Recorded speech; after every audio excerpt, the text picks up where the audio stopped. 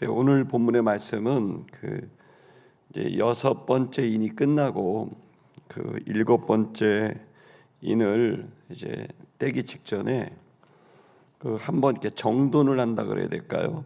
이 본문의 말씀은 그래서 가장 중요한 영혼의 문제이기 때문에 그 영혼에 대한 내용을 이제 7장에서 잠깐 다룹니다. 그것은 바로 인침을 받은 사람들, 또 그리고 14만 4천 명이라고 하는 그 인침을 받은 사람들이 도대체 누구인가에 대한 이야기입니다. 워낙에 신천지나 또 이단 사이비 집단에서는 이 용어를 아주 비성경적으로 해석하기 때문에 많은 논란이 있지만 어렵지 않은 말씀이고, 이 말씀을 우리가 오늘 이제 내일까지 보면서 여러분이 이 대환란 아주 어려운 시기에 주님께서 주시는 아주 초점, 그건 바로 영혼에 대한 건데, 그 성경적인 주님의 뜻이 저와 여러분에게 잘 받아들여지게 되기를 축복합니다. 우리 이 본문의 말씀은 이제 그 여섯 번째 환란이 끝난 다음에 일곱 번째 인이 떼기 전에 하나님의 바람이 불 것이다라고 얘기하고 있습니다. 그것은 진노의 바람이고, 그러니까 인류의 마지막 직전에 인류가 받아들이게 되는 아주 심각한 그 지구 전체의 그 흐름은 그 바람입니다. 이 바람은 그냥 볼 때는 보이지가 않죠. 그러나 그 바람이 불면 사람들이 공포와 두려움에 휩싸이게 되는 그러한 공기에 대한 말씀입니다. 이 재난이 일어나게 될 것을 예언하고 있고, 그러한 재난 가운데서도 인치심을 받은 14만 4천 명이 등장하는 내용이 있습니다. 마태복음 24장 21절의 말씀을 우리 다 같이 읽어보도록 하겠습니다. 마태복음 24장 21절입니다. 다 같이 읽겠습니다. 시작. 이는 그때 있겠습니다. 창세로부터 지금까지 이런 환란이 없었고 후에도 없으리라. 여러분 보신 것처럼 첫 번째 인에서부터 이 여섯 번째 인, 일곱 번째 인을 보면서 지구촌 전체가 얼마나 크나큰 환란을 겪게 되는지, 첫 번째는 악한 지도자들의 등장, 그리고 전쟁, 그리고 경제 대공황, 또 그리고 전염병, 여러분 또 그리고 우리가 보는 것처럼 천체의 변화들, 또 그리고 이 본문에서는 이제 진노의 바람, 공기의 그런 문제가 일어나게 되는 거죠. 이런 환란은 없었죠. 이러한 그 재난이 불어오는데요. 이제 마지막이 이제 그 바람입니다. 이 바람은 이제 네 모퉁이에서 불어온다라고 되어 있는데요. 다시 요한계시록 7장 1절의 말씀을 다 같이 읽어보도록 하겠습니다. 봉독하겠습니다. 이 일 후에 내가 내 천사가 땅 네 모퉁이에 선 것을 보니 땅의 사방의 바람을 붙잡고 바람으로 하여금 땅에나 바다에나 각종 나무에 불지 못하게 하더라. 이 여섯 번째 인이 끝나고 난 다음에 또 한 번 이제 보는데 일곱 번째 인이 떼진 건 아닙니다. 그런데 그 여섯 번째 인이 떼지고 환란이 막 이제 있고 난 다음에 뭐 순교자들이 막 속출하는 그런 상황이 된 거죠. 그러니까 기독교가 어마어마한 핍박을 받게 되는 거죠.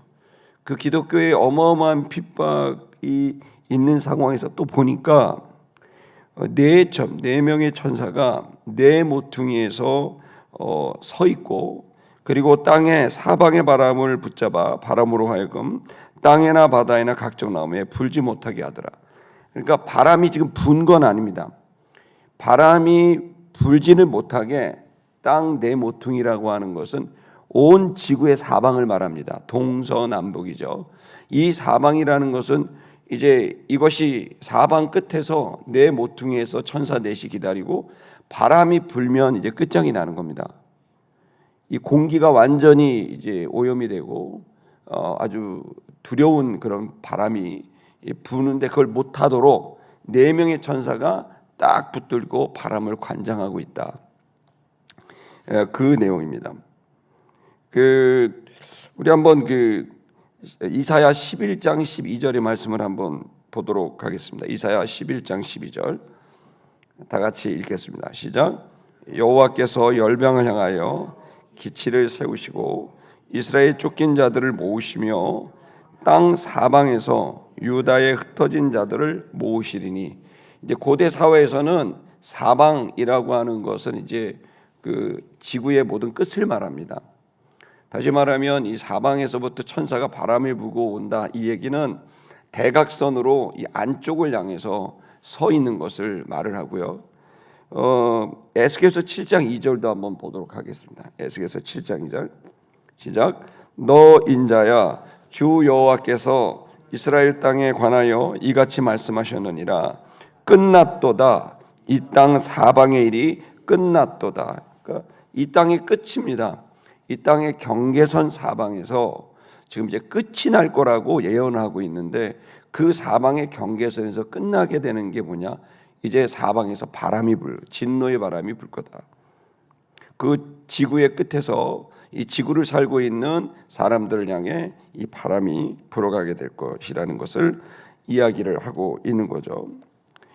다시 우리가 요한계시록 7장 1절의 말씀을 다시 살펴보게 되면, 그 바람으로 말미암아서 땅에나 바닥에나 각종 나무에 불지 못하게 하더라. 그러니까 지구상에 존재하는 모든 생물체, 지구상에 존재하는 모든 존재는 이 바람 안에 다 있는 거고, 이 바람이 공기를 만들어서 이제 그 바람이 불게 되면 생명의 바람이 불면은 사는 것이고, 죽음의 바람이 불면 다 죽어가게 되는 마지막 진노의 바람을 이제 말씀하고 있는 거죠. 마태복음 24장 38절에서 39절의 말씀도 한번 읽어보겠습니다. 마태복음 24장 38절 읽겠습니다. 홍수전에 노아가 방주에 들어가던 날까지 사람들이 먹고 마시고 장가들고 시집가고 있으면서, 39절, 홍수가 나서 그들을 다 멸하기까지 깨닫지 못하였으니 인자의 임함도 이와 같으리라 라고 말하면서, 노아의 때와 같이 예수님이 재림하게 될 거라는 거죠. 그러니까 노아가 이 방주를 짓고 인류의 그 물로서 심판하는 이제 심판을 앞두고 외쳤지만, 아무도 노아의 말을 듣지 않고 방주에 들어오지 않은 거죠. 그리고 그들이 마지막 죽음의 순간까지도 시집가고 장가하고 그들의 일상을 그냥 살아갔다는 거예요. 근데 주님 뭐라고 말하냐면, 내가 마지막을 알고 있는데 내가 다시 와서 이제 완전히, 그때는 불로 심판할 텐데, 그때가 되면 노아의 때와 똑같이 될 거야. 사람들은 니들의 말을 안 들을 거야. 그들은 그냥 여전히 시집가고 장가가고 일상을 살 거야. 그때와 똑같이 이 진노가 임하게 될 거야 라고 말씀을 하신 겁니다. 이 진노의 바람은 바로 심판의 날을 의미하는 겁니다. 스가랴 9장 14절의 말씀을 읽겠습니다. 스가랴 9장 14절 읽겠습니다. 여호와께서 그들 위에 나타나서 그들의 화살을 번개같이 쏘아내실 것이며, 주 여호와께서 나팔을 불게 하시며 남방 회의바람을 타고 가실 것이라, 이렇게 되죠. 이 본문은 스가랴서를 보면 큰 화살이 번개같이 날아올 거다. 여러분, 고대의 스가랴가 살던 3000년 전에는 큰 화살이 번개같이 날아올 거다. 이거 뭘 의미할까요? 여러분, 큰 화살이라고, 이방 화살이 큰 화살입니다. 그게 번개같이 올 거다. 미사일 같은 거겠죠. 그러니까 고대에서는 이제 이런 상황들이 도대체 불이 달린 그 큰 화살이 막 날아다니는 겁니다. 그러면서 회오리 바람이, 그 광풍이, 그것이 터지자 막 바람들이, 회오리 바람이 막 이곳저곳으로 다니게 될 텐데, 그 위에 보니까 여호와께서 계시다. 이 모든 심판은 주님이 행하신다는 거예요. 불의 심판을 말하고 있는 겁니다. 예레미야 4장 13절의 말씀을 보겠습니다. 예레미야 4장 13절 시작. 보라, 그가 구름같이 오시리니 그의 병거는 회오리 바람 같고 그의 말들은 독수리보다 빠르도다. 우리에게 화 있도다. 우리는 멸망하도다 하리라, 이렇게 되어 있죠. 그러니까 이 모습을 보면 회오리 바람이라는 것이 계속 등장을 합니다. 이 광풍, 바람인 거죠. 회오리 바람과 주님이 등장을 하는 겁니다. 시편 83편 13절도 읽어보겠습니다. 시작. 나 여호와여, 그들이 굴러가는 건불 같게 하시며 바람에 날리는 지푸라기 같게 하소서. 이게 뭐냐면 이제 바람이 불어서 불이 오잖아요. 이 불이 바람이 불어서 팍 휘어치는 거예요. 그러니까 지구의 마지막을 여러분 예언하고 있는 건 온 지구에 불덩이들이 바람을 타고 막 번져가는 거예요. 여러분 뭐 흡사 우리 캘리포니아에서 불이 한번 나오면 몇 달 동안 탄다는 얘기가 있는데 말이죠. 그 잡을 수가 없는 것처럼 바람이 불어치면 이 불을 누구도 잠재울 수 없어서 온 지구가 이 불덩이가 된다는 거죠. 아모스 1장 14절의 말씀을 보겠습니다. 시작. 내가 라빠성에 불을 놓아 그 궁궐들을 사르되 전쟁의 날의 외침과 회오리 바람의 날에 폭풍으로 할 것이며. 그래서 이 바람과 불이 함께 되면서 온 지구는 불바다가 될 거라는 것이 이제 성경의 마지막 예언입니다. 예레미야 23장 19절도 한번 읽어보겠습니다. 시작. 보라, 여호와의 노여움이 일어나 폭풍과 회오리 바람처럼 악인의 머리를 칠 것이라. 계속 똑같이 말하는 거예요. 그러니까 마지막 날은 진노의 바람, 회오리 바람이 불고 거기에 불이 있을 거라는 거예요. 그래서 노아의 때는 물로 심판을 했지만 주님의 재림의 날에는 인류의 마지막은 불로 심판할 거라는 거예요. 어떻게? 회오리 바람으로. 이 회오리 바람이 지구에 막 불어대끼면 불덩이가 날아다니고 그것의 시작은 인간이 될지 모르겠지만 주님이 분명 이 바람을 불어서, 여러분 불이 아무리 타도 바람이 안 불면 번지지 않는데 사방에 있는 지구의 경계선에 있는 천사들이 그 바람을 막고 있다가 갑자기 그들이 풀어내게 되면 그 바람이 지구촌에 불면서 한 곳에서 벌어진 불이 완전히 지구촌 전체를 불덩이로 만들게 된다는 말을 이제 의미하고 있는 것입니다. 호세아 13장 15절의 말씀을 읽어보겠습니다. 호세아 시작. 그가 비록 형제 중에 결실하나 동풍이 오리니 곧 광야에서 일어나는 여호와의 바람이라. 그의 근원이 마르며 그의 샘이 마르고 그 쌓아둔 바 모든 보배의 그릇이 약탈되리로다. 그 바람이 불면 다 말라버린다는 거예요. 그 근원이 말라버리고 샘이 말라버리고 그리고 보배의 그릇이 전부 약탈당하는 이 끔찍한 바람이 이제 불게 되고, 이것은 진노의 바람이라는 거죠. 예레미야 49장 36절도 읽겠습니다. 시작. 하늘의 사방에서부터 사방 바람을 엘람에 오게 하여 그들을 사방으로 흩뜨리니 엘람에서 쫓겨난 자가 가지 않는 나라가 없으리라 라고 말하면서 사방에서 바람이 불 것이고 사람들은 이리 도망가고 저리 도망가고 그 바람을 피하여 도망가게 될 거라는 얘기를 하고 있습니다. 그것을 여러분 신앙적으로 본다면 시편 1편 4절이 연상이 되죠. 읽겠습니다. 시작. 악인들은 그렇지 아니하여 오직 바람에 나는 겨와 같도다. 허둥지둥 되는 거죠. 자, 이 말씀은 뭘 의미하는 걸까요? 경고를 말합니다. 여러분 요한계시록을 보면 불을 관리하는 천사가 있고 바람을 관리하는 천사가 있고 물을 관리하는 천사가 있는 것을 볼 수 있습니다. 요한계시록에. 여러분 요한계시록의 그 말씀들은 이제 우리가 좀 보게 되겠지만 여기서 중요한 것은 이 바람을 관리하는 천사가 지금 바람을 잡고 있다는 것을 요한계시록 7장 1절에서 보게 된 겁니다. 언제까지 잡고 있을까요? 바로 14만 4천 명. 그 인치심을 받은 자의 수가 차기까지 이 바람을 맡은 천사는 이 바람을 지구촌에 불지 못하도록 쥐고 있다가 이제 14만 4천 명 구원받는 자의 수가 채워지게 되면 그다음부터 폭발적으로 이 바람이 불기 시작하게 됩니다. 이 말은 뭘까요? 바로 구원받은 자들은 이러한 지구의 마지막에 있어서 구원을 받게 되는 것이고 대환란을 통과한다 할지라도 승리하게 되는 것이고, 어떤 사람들이 대환란을 겪지 아니하고 완전히 주님의 귀한 휴거라고 흔히 말하고 있는 이 대환란을 피할 수 있는 하나님의 보호와 축복이 있다는 것을 말하고 있습니다. 저는 이 시간 이것이 1992년도 10월에 있었던 지구 종말을 예언했던 다미선교의 이야기 때문에 지금 사람들은 이 이야기를 대단히 부정적으로 생각을 하고 이런 이야기를 하면 마치 이단이고 사이비 집단이라고 생각을 하겠지만 여러분 그렇지 않습니다. 여러분이 성경은 저는 보면 볼수록 어떻게 이렇게 이 100년 안에 지구에 일어나는 일이 맞을까? 우리가 상식적으로 세계사를 연구할 수 있고 상식적으로 인류사를 공부할 수 있고 또 역사를 공부할 수 있고 과학과 여러 가지 것들을 보게 되면 어쩜 이렇게 이 100년 안에 수십 년 안에 일어나는 사건이 어떻게 이렇게 요한계시록하고 똑같이 일어날 수밖에 없나. 그러니까 이것에 대한 잘못된 건강하지 않는 영적 지도자들에 의해서 흰옷 입고 나타나 가지고 이것이 내가 마치 하늘의 계시를 받은 것처럼 뭐 이만이라든지 이런 뭐 안상홍이라든지 문선명이라든지 이런 모든 사람들은 전부 흉내낸 가짜들인 거죠.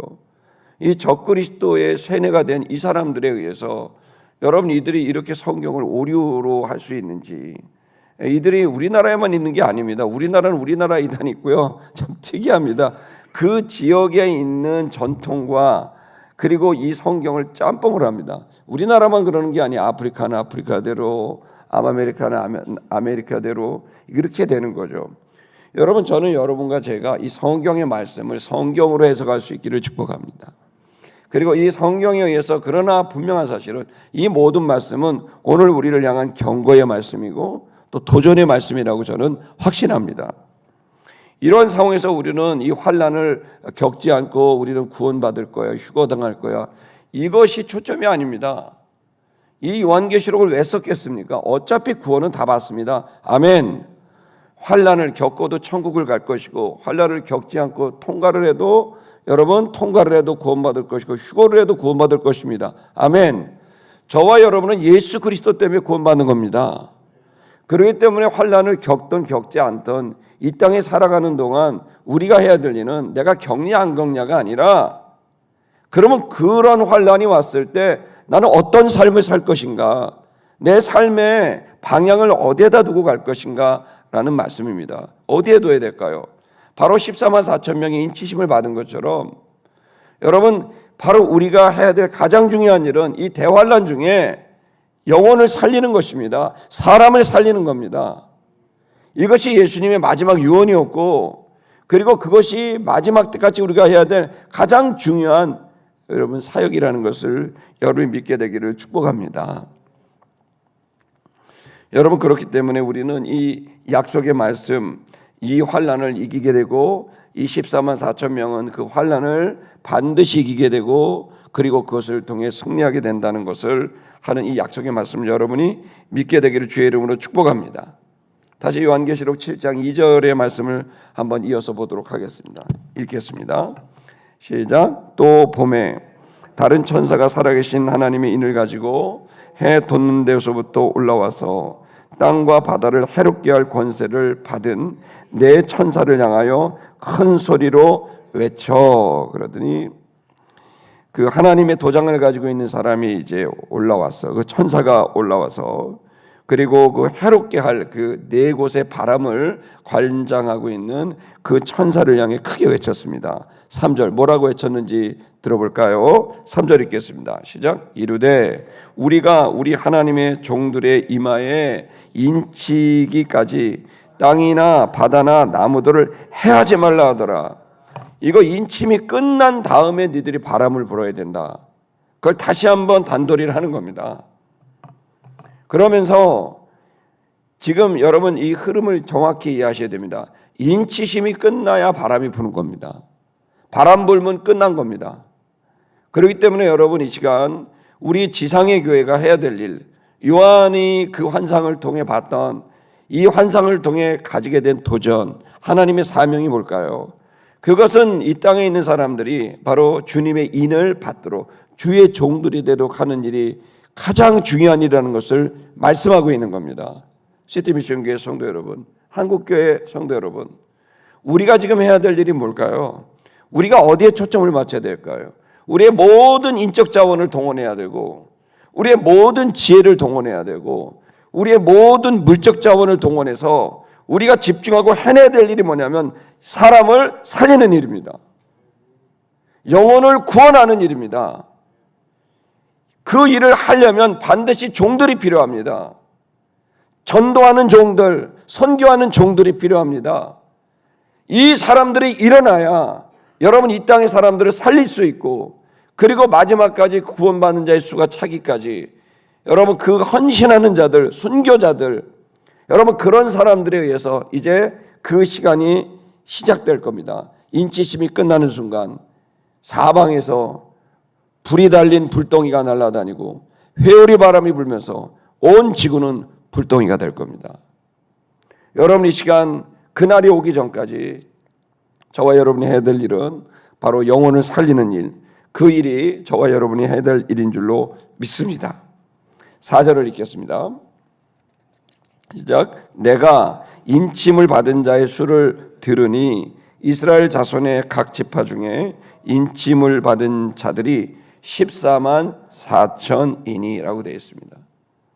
요한은 이걸 들었을 때 14만 4천이 뭔지 금방 알았을 겁니다. 저도 알 것 같으니까요. 이 14만 4천은 이제 내일 이제 보게 될 텐데요. 여기서 중요한 것은 이 14만 4천 명이 그러면 도대체 누구인가에 대한 그 내용인데요. 이 요한계시록 전체를 한번 살짝 보겠습니다. 계시록 7장 9절의 말씀 한번 읽어볼게요. 읽겠습니다. 시작. 이 일 후에 내가 보니 각 나라와 족속과 백성과 방언에서 아무도 능히 셀 수 없는 큰 무리가 나와 흰옷을 입고 손에 종려가지를 들고 보좌 앞과 어린 양 앞에 서서, 이 말씀을 보십시오. 셀 수 없는 자들이 온다는 거예요. 그러니까 여기서는 14만 4천이고 7장에 가서는 셀 수 없는 자, 둘이 똑같아요. 바로 구원받는 자입니다. 이들이 종려나무를 들고 구원의 기쁨을 노래하고 있는 겁니다. 그렇다면 여러분, 14만 4천 명이라는 숫자와 그리고 셀 수 없는 숫자가 충돌되는 것 같지만 똑같은 얘기입니다. 사실은. 그 다음 봐야 될 건 14장의 말씀인데요. 14장 3절에서 4절의 말씀을 보겠습니다. 시작. 그들이 보좌 앞과 내 생물과 장로들 앞에서 새 노래를 부르니 땅의 속량함을 받은 14만 4천 밖에는 능히 이 노래를 배울 자가 없더라. 또 여기서는 또 14만 4천이요. 또 규정해요. 그러니까 여러분, 14만 4천 셀 수 없는, 14만 4천 셀 수 없는, 이게 계속 반복돼요. 무슨 얘기를 하는 거예요? 14만 4천은 그냥 숫자를 셀 수 있는 게 아니라 상징 숫자라는 걸 알 수가 있는 거란 말이에요. 그래서 14만 4천은 뭘 의미하는 거냐? 구원받는 모든 자의 숫자예요. 근데 왜 구원받는 모든 자의 숫자일까요? 내일 얘기할게요. 내일은 왜 14만 4천이냐면 12지파에 관련된 거예요. 이 12지파 중에 지금 남아있는 지파는 몇 지파밖에 없어요? 한 지파, 유다 지파밖에 없어요. 나머지 지파는 사라져버렸어요. 어디로요? 열방으로. 14만 4천에 나와 있는 이 12지파는 지금 현재 왜 이스라엘 사람들을 유대인이라고 그러죠? 유다 지파만 살았으니까. 지금 12지파 중에 생존하고 있는 지파는 유다 지파밖에 없어요. 나머지 지파는 역사 속에 전부 사라져 버렸어요. 어디로 갔을까요? 사라지지 않았겠죠. 열방 가운데로 가게 된 거죠. 그 얘기를 내일 여러분과 나누려고 합니다. 중요한 사실은 이 대환란이 오고 역사는 여러분, 하나님이 주관하고 계십니다. 자, 그럼 하나님은 하나님 일 하십니다. 그럼 우리는요? 우리의 일이 필요한 거예요. 우리는 우리의 일을 해야 돼요. 그럼 우리의 일은 뭘까요? 역사를 주관하지 못합니다. 죄송한 말인데 어떤 대통령이 와도 대한민국 거기서 거기입니다. 어떤 정당이 지배해서 거기도 거기입니다. 다만 환란이 올 수도 있습니다. 뭐 중국 공산당 같은 정권이 들어설 수도 있겠죠. 그럼 교회 다 무너지겠죠. 그럼 여러분 가정교회 하시면 됩니다. 근데 그런 일이 벌어지지 않도록 우리는 기도가 애를 쓰는 거죠. 아멘. 그래야 여러분 되죠. 북한 정권 같은 정권이 오면 어떻게 돼요? 여러분, 80년 전에 북한은 교회가 2,000개가 넘었습니다. 지금 한 교회도 없습니다. 어떤 정권이 들어서느냐에 따라 완전히 그 나라와 민족은 결정됩니다. 그래서 기도하고 무릎 꿇는 거예요. 엉뚱한 사람이 되지 않도록 하기 위해서. 그래서 여러분, 우리는 눈을 바짝 떠야 돼요. 인간의 생각으로 보시면 안 되고 영적인 눈으로 정치와 경제와 문화와 교육과 언론과 이 모든 가정과 사회를 볼 수 있는 눈이 열려야 됩니다. 그리고 거기에 초점은 뭘까요? 바로 영혼을 살릴 수 있는 가장 좋은 세상, 가장 좋은 사회, 가장 좋은 정치와 경제와 문화를 만들어내는 일은 성도들이 해야 될 문화 명령, 문화 대사명을 주님께로부터 받았습니다. 여러분, 그래서 우리가 지금 어느 때보다도 기도하는 겁니다. 왜 기도할까요? 좋은 정권이 들어서고 좋은 정권이 유지가 돼야 마음껏 복음 전할 수 있습니다. 마음껏 전도할 수 있습니다. 영국 가보십시오. 동성애 동자만 꺼내도 잡혀갑니다. 영국이 어떤 나라입니까? 공화정을 만들었던, 여러분 영국이 어떤 나라입니까? 존 웨슬리의 나라입니다. 스코틀랜드가 어떤 나라고 웨일즈가 어떤 나라입니까? 다 무너졌어요.